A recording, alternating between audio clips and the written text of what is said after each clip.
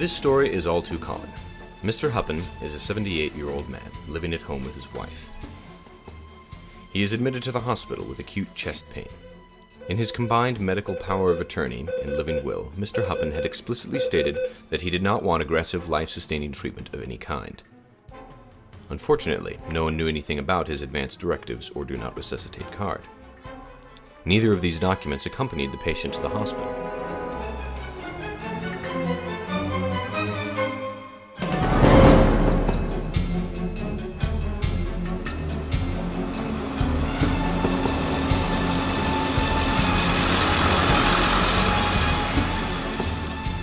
Mr. Huppen is admitted to the ICU, despite his wishes otherwise.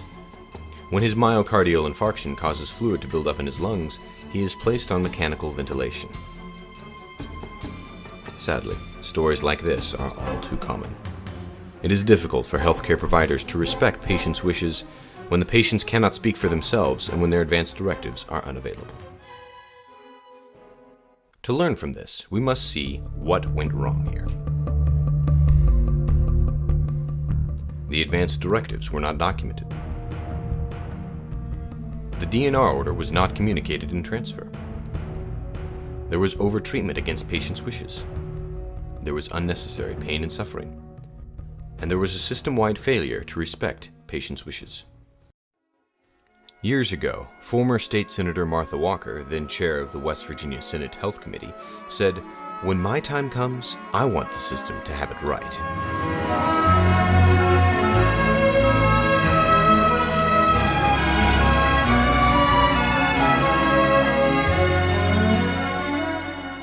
What would having the system right look like?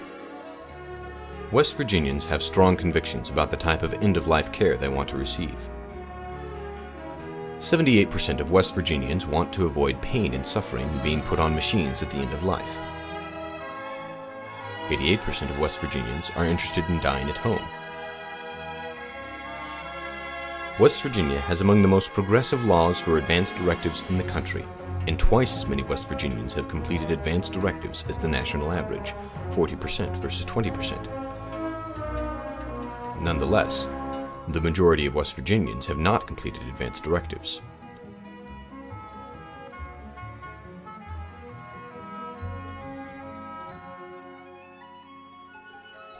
Recognizing that another approach was needed to identify patients' wishes at the end of life, West Virginia has instituted the use of the post form.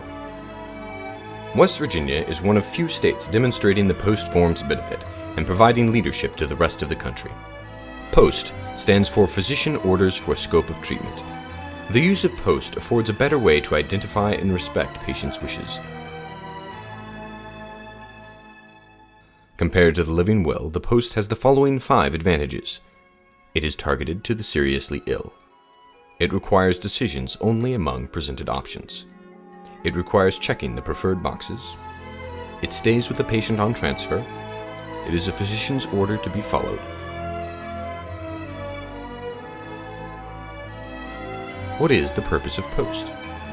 To provide a mechanism to communicate patients' preferences for end-of-life treatment across treatment settings, and to improve implementation of advanced care planning.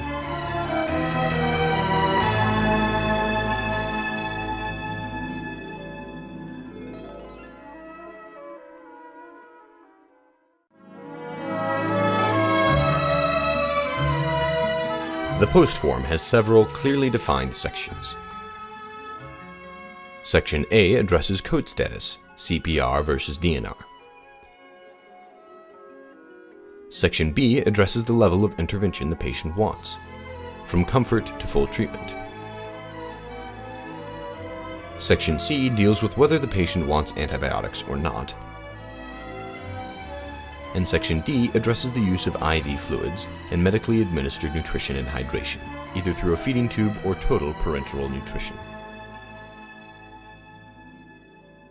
What is POST? It is a physician order. It can be completed by any provider, but must be signed by a qualified medical doctor or doctor of osteopathy.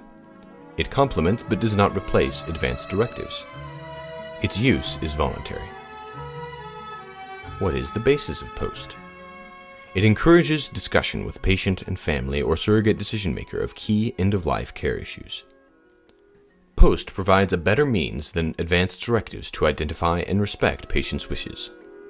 Post-completion will improve end-of-life care throughout the system. The use of Post will require communication to make it work in your community.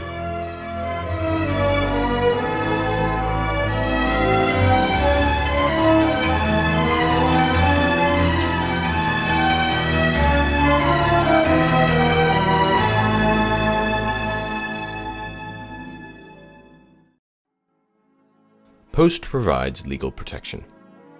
It is a standardized form according to state law. It is legally recognized DNR identification.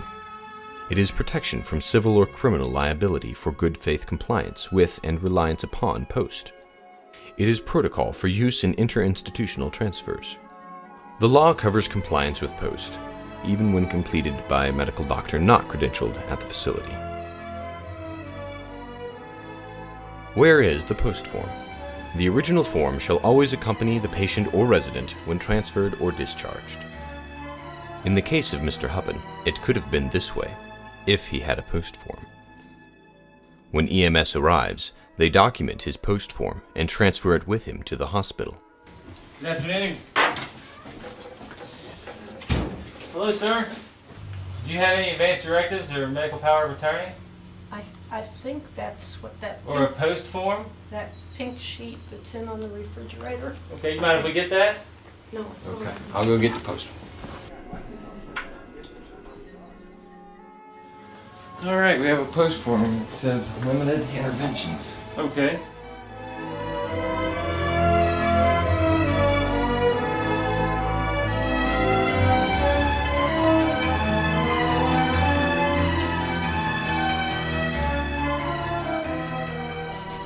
Oh, don't forget that Post form. Got it.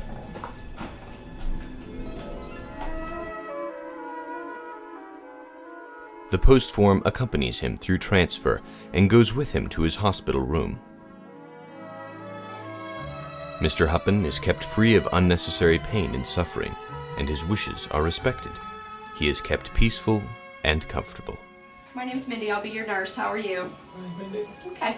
I'm going to put my name and number up here on the board. And if you need to get in contact with me, just pick up your phone there and just dial my number, okay? All right. Is this your Post form I see? Okay. I'm going to take it out and put it on your chart, all right? Do you need anything right now?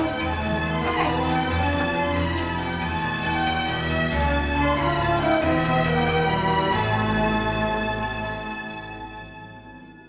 For more information about the Post form, contact the West Virginia Center for End-of-Life Care toll-free at 1-877-209-8086 or online at www.wvendoflife.org. The Post form, a better way to identify and respect patients' wishes.